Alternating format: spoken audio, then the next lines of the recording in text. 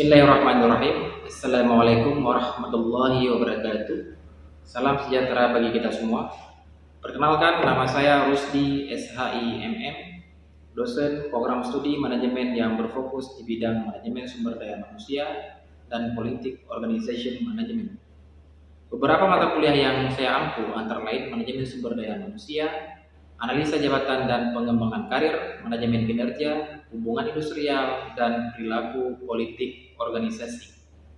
Selanjutnya, saya akan menjabarkan teknik pembelajaran yang saya pakai di salah satu mata kuliah yang saya ampu, yaitu mata kuliah manajemen sumber daya manusia. Mata kuliah ini merupakan mata kuliah wajib bagi mahasiswa program studi manajemen yang berbobot 3 SKS. Mata kuliah manajemen sumber daya manusia dirancang untuk memberikan pemahaman mendalam kepada mahasiswa tentang bagaimana organisasi mengelola aset SDM, yaitu karyawan atau pegawai, agar dapat mencapai tujuan strategis organisasi. Setelah mempelajari mata kuliah ini, mahasiswa mampu mengembangkan sejumlah keterampilan, pemahaman, dan wawasan yang penting dalam konteks manajemen organisasi dan pengembangan sumber daya manusia. Di antaranya seperti keterampilan pengelolaan karyawan, pemahaman tentang kebijakan dan praktik ketenaga kerjaan, keterampilan analisis dan problem solving, kemampuan komunikasi dan kolaborasi, kesadaran akan isu-isu kontemporer dalam manajemen sumber daya manusia. Dengan harapan mata kuliah ini mampu memberikan landasan penting bagi mahasiswa untuk memahami dan berkontribusi dalam pengelolaan sumber daya manusia di berbagai jenis organisasi. Sumber referensi utama yang saya pakai dalam aktivitas pembelajaran mata kuliah ini adalah buku Human Resource Management, People, Data, dan Analytics, karangan dari Thalia Bauer. Selanjutnya ada buku Human Resource Management in Multinational Companies, karya dari Marcena Astor.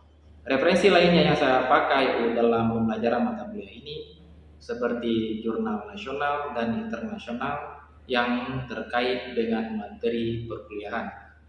Selanjutnya, materi perkuliahan selama 1 semester adalah sebagai berikut, yaitu pertemuan pertama membahas tentang kontrak perkuliahan dan pengenalan tentang ruang lingkup manajemen sumber daya manusia. Pertemuan kedua itu peran manajemen sumber daya manusia dalam organisasi. Selanjutnya, pertemuan ketiga perencanaan kebutuhan sumber daya manusia. Pertemuan keempat ada rekrutmen pegawai. Pertemuan kelima ada pengembangan pegawai. Pertemuan keenam ada penilaian kerja karyawan. Pertemuan ketujuh ada manajemen talenta. Pertemuan ke-8 dilanjutkan dengan ujian tengah semester. Dan pertemuan ke-9 ada retensi pegawai. Pertemuan ke-10 ada kompensasi dan benefit. Pertemuan ke-11 ada budaya organisasi dan lingkungan kerja. Pertemuan ke-12 ada perencanaan pensiun pegawai. Pertemuan ke-13 memahami tentang regulasi ketenagakerjaan di Indonesia. Pertemuan ke-14 dan 15 yaitu case study dan presentasi tugas project based secara berkelompok. Dilanjutkan dengan pertemuan ke-16 yaitu ujian akhir semester. Model pembelajaran yang saya gunakan dalam mata kuliah ini yaitu collaborative learning dan project based learning. Collaborative learning lebih fokus pada kerjasama dalam menyelesaikan tugas dalam kelompok-kelompok kecil. Sementara project based learning menekankan pada pengalaman belajar yang lebih holistik melalui penyelesaian proyek yang lebih besar dan kompleks. Kedua metode ini merupakan menempatkan mahasiswa sebagai pusat pembelajaran, mendorong keterlibatan aktif dan meningkatkan pemahaman mereka melalui pengalaman langsung dan kolaborasi dengan sesama mahasiswa. Dalam kedua model pembelajaran ini, peran dosen tidak hanya sebagai pengajar, tetapi juga sebagai fasilitator pendukung, mentor, dan evaluator. Dosen harus memastikan bahwa pembelajaran kolaboratif dan berbasis proyek berjalan lancar, memberikan pengalaman pembelajaran yang bermakna bagi semua mahasiswa dan memfasilitasi pencapaian tujuan pembelajaran yang telah ditetapkan sebelumnya. Evaluasi pembelajaran dilakukan dengan beberapa komponen yang terdiri dari project base dengan bobot 40%, kuis dengan bobot 10%, UTS dengan bobot 20%, dan ujian akhir semester dengan bobot 30%. Selanjutnya saya akan menampilkan cuplikan perkuliahan manajemen sumber daya manusia. Oke, Assalamualaikum warahmatullahi wabarakatuh. Waalaikumsalam warahmatullahi wabarakatuh. Apa kabar semuanya? Baik, Pak. Oke, kita hari ini melanjutkan materi perkuliahan kita dalam mata kuliah manajemen sumber daya manusia. Oke, minggu lalu kita sudah membahas tentang perencanaan kebutuhan SDM. Ada yang bisa memberikan ini materi minggu lalu siapa? Nah, oke, Dewi, silakan. Nah, minggu lalu Pak kita membahas tentang perencanaan kebutuhan karyawan atau SDM itu sendiri. Nah, dapat di perencanaan kebutuhan karyawan itu ada yang namanya analisis jabatan. Analisis jabatan itu tujuannya untuk mendapatkan informasi mencakup tentang tanggung jawab, terus mengidentifikasi tugas-tugas dan kualifikasi yang dibutuhkan untuk posisi di perusahaan tersebut. Dan setelah itu ada juga yang namanya strategi rekrutmen. Di situ di strategi rekrutmen sendiri itu mengembangkan metode dan strategi untuk menarik atau merekrut karyawan yang sesuai dengan jabatan yang akan dibuka oleh perusahaan tersebut. Oke, ini berhubungan dengan materi minggu lalu, yaitu minggu lalu kita membahas tentang perencanaan. Jadi minggu ini kita membahas tentang perekrutan yang sudah kita rencanakan. Nah, ada yang tahu apa yang maksud dengan rekrutmen? Ada yang bisa memberikan gambaran rekrutmen itu seperti apa? Jadi rekrutmen itu adalah proses rekrutmen karyawan, adalah serangkaian langkah yang diambil oleh perusahaan untuk menarik dan menilai dan memilih kandidat yang tepat dan cocok dengan posisi yang dibutuhkan oleh perusahaan atau organisasi. Nah, itu berdasarkan dari kebutuhan yang sudah direncanakan sebelumnya ya, minggu lalu ya.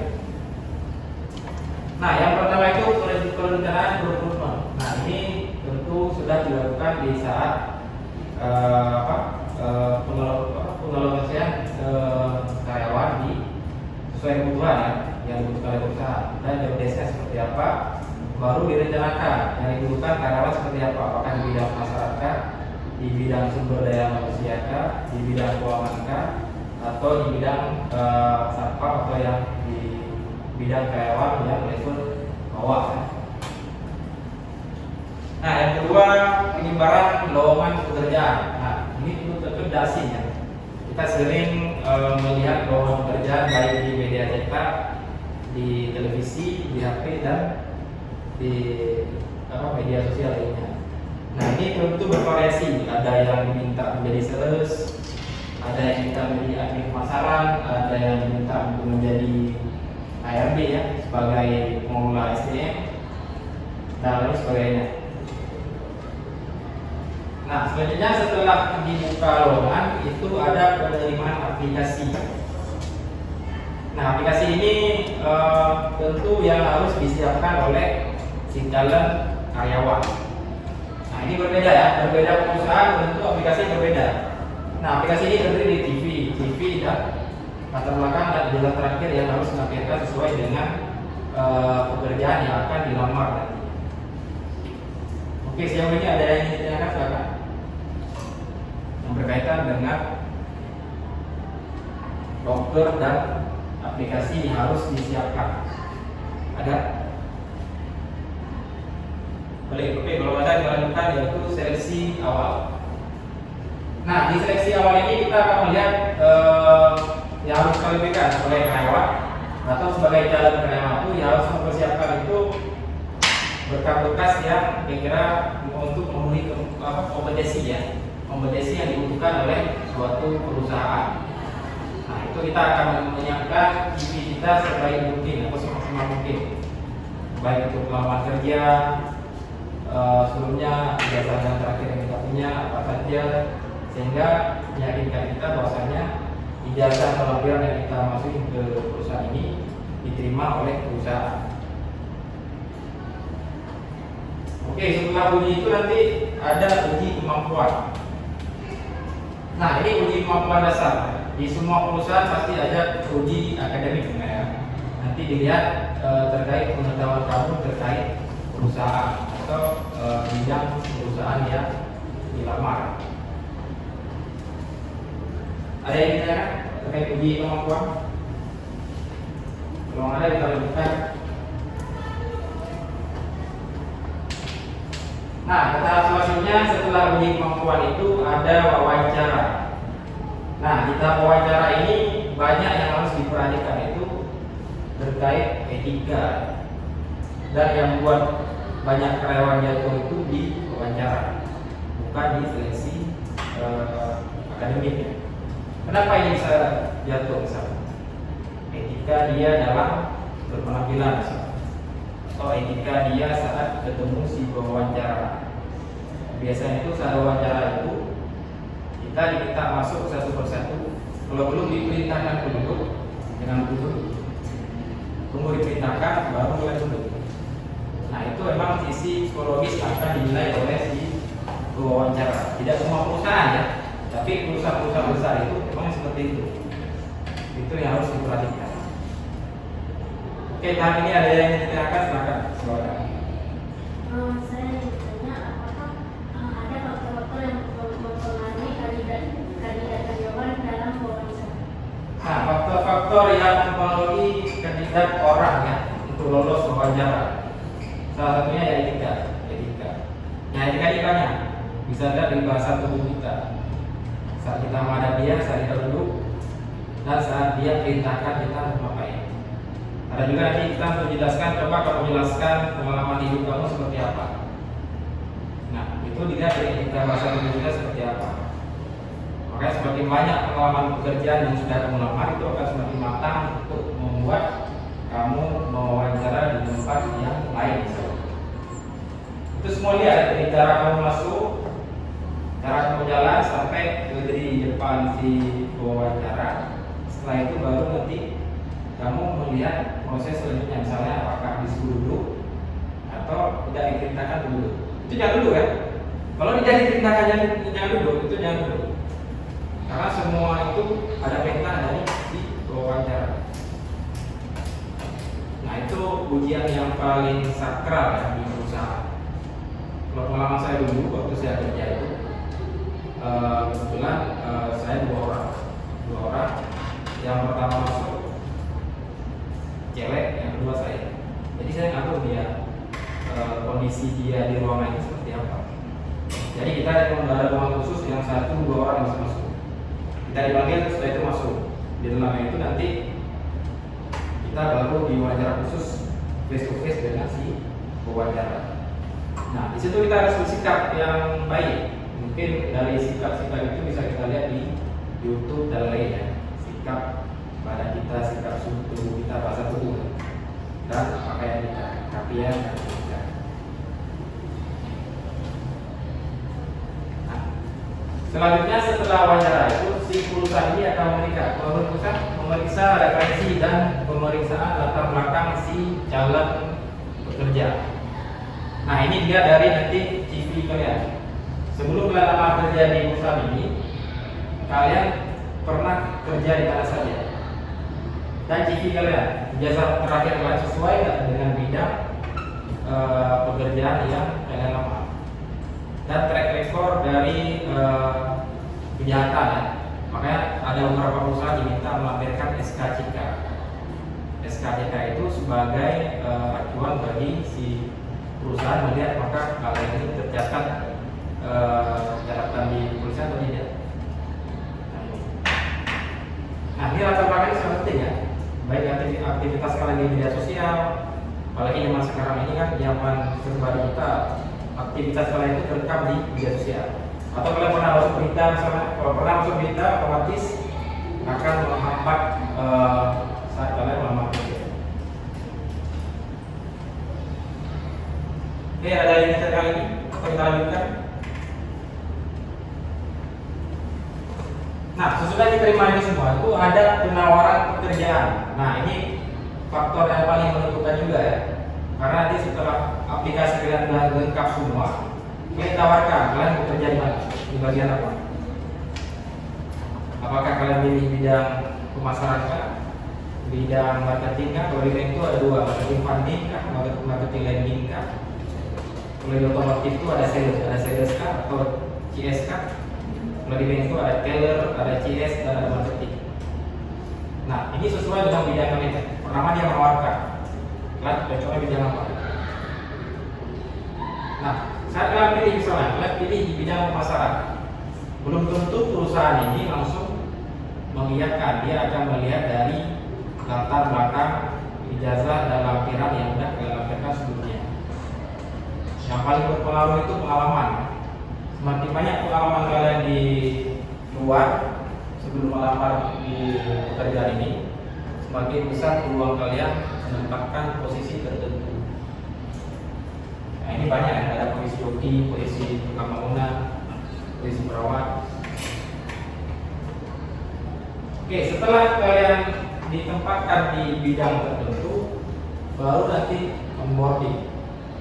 Onboarding ini proses ini ya, pengenalan kalian atau kalau di mahasiswa itu pengenalan kampus.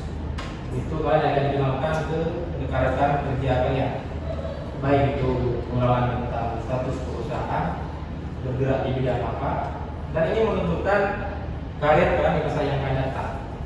Karena semakin bagus kalian hubungan dengan rekan kerja atau tim, semakin berpeluang kalian akan bertahan lama di suatu perusahaan. Oke, ada yang ditanyakan sejauh ini? Ada sekarang, baik onboarding dari penawaran pekerjaan, ada? Tidak? Nah, setelah onboarding itu ada evaluasi dan pengembangan. Nah, misalnya kan sesudah kalian diturunkan ke pekerjaan, nanti kalian bergaul dengan bersama tim, nanti ada evaluasi dan pengembangan. Dilihat kemampuan kalian berkomunikasi seperti apa. Nanti ada tim penilai. Apakah kalian layak untuk diperpanjang kontraknya, atau kalian cuma layak kerja selama 3 bulan. Karena di perusahaan itu biasanya ada masa training 3 bulan dan 6 bulan. Jadi 3 bulan kalau kalian nggak layak, otomatis nggak akan diangkat menjadi karyawan tetap. Dan gajinya pun itu biasanya kalau gaji training itu berbeda dengan gaji karyawan kontrak. Kalau training itu biasanya dibayar 80% dari 100% gaji normal. Oke, sejauh ini ada yang ingin ditanyakan, silakan. Yang berkaitan dengan rekrutmen karyawan. Dan setelah ini nanti kita akan ada case study ya. Jadi nanti kita akan bagi beberapa kelompok yang akan membahas beberapa deskripsi pekerjaan dari beberapa perusahaan. Karena beda perusahaan, beda cara perekrutan, beda cara training, beda cara penempatan karyawan. Tidak semua ya. Kalau bidang pemerintahan juga beda. Misal kalau kalian lamar PNS tentu berbeda dengan swasta. Swasta itu lebih ketat biasanya dan etikanya lebih kuat dilihat dari swasta. Karena mereka mencari profit perusahaan. Jadi mereka akan mencari karyawan-karyawan yang berkualitas.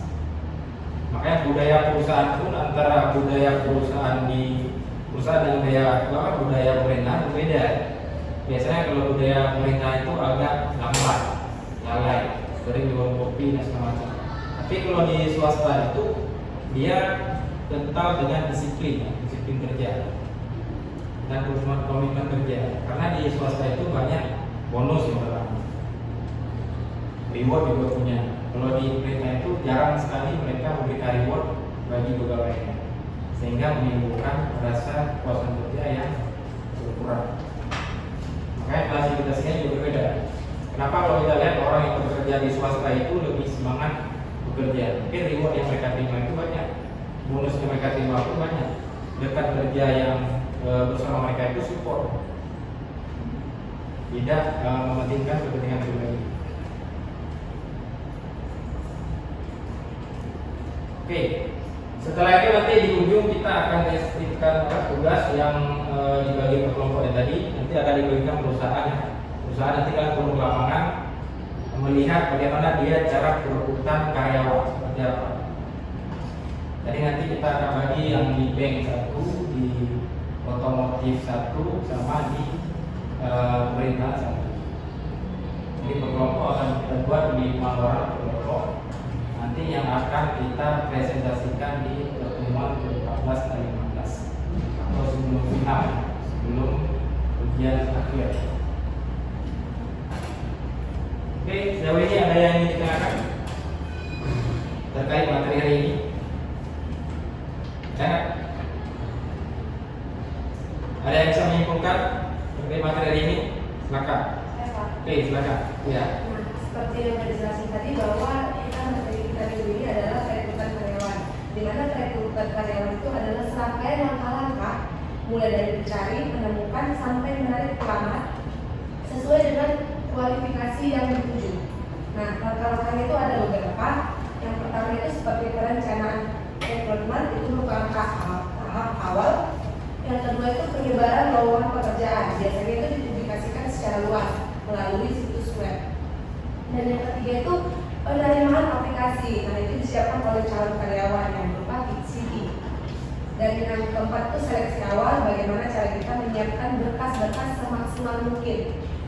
Dan yang kelima itu ada uji kemampuan yang berupa tes akademik ataupun ujian tertulis.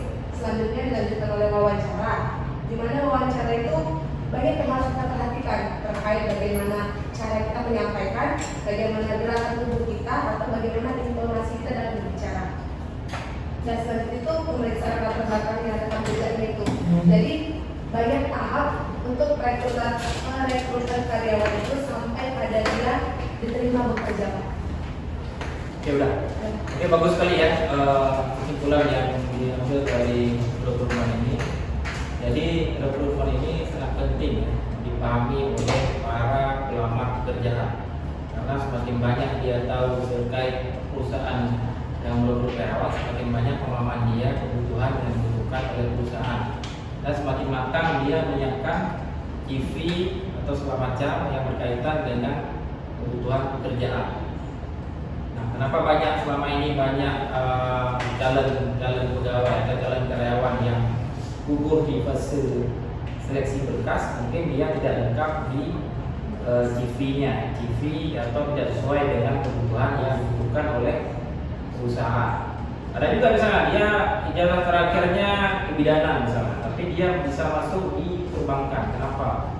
Itu mungkin gara-gara faktor pengalaman dia sebelumnya. Bahwasanya dia pernah kerja di bidang perbankan atau koperasi, sehingga dicantumkan di CV yang dia lakukan di perusahaan, sehingga menarik perusahaan atau penasaran perusahaan untuk melihat kemampuannya dia. Nah, karyawan seperti itu pasti akan diberikan kesempatan apakah dia paham atau sesuai dengan pengalaman dia atau tidak. Nah, itu dapat memperingkas perusahaan dalam melatih atau mentraining para karyawan. Dalam artian dia merekrut karyawan yang siap kerja. Oke, saya rasa untuk hari ini demikian yang bisa saya sampaikan terkait tugas case tadi. Kita lanjutkan nanti di pertemuan terakhir berdasarkan kelompok masing-masing. Jadi harus selesai tepat waktu karena nanti akan kita nilai di final. Karena bobot case tadi itu sekitar 40% dari total semua ya. Jadi kuis 10%, finalnya kita hitung 30%, midterm 20%. Oke, ada lagi yang ingin ditanyakan? Ada? Kalau nggak ada maka pertemuan hari ini saya cukupkan sampai di sini. Sampai jumpa lagi di minggu depan. Saya akhiri. Assalamualaikum warahmatullahi wabarakatuh.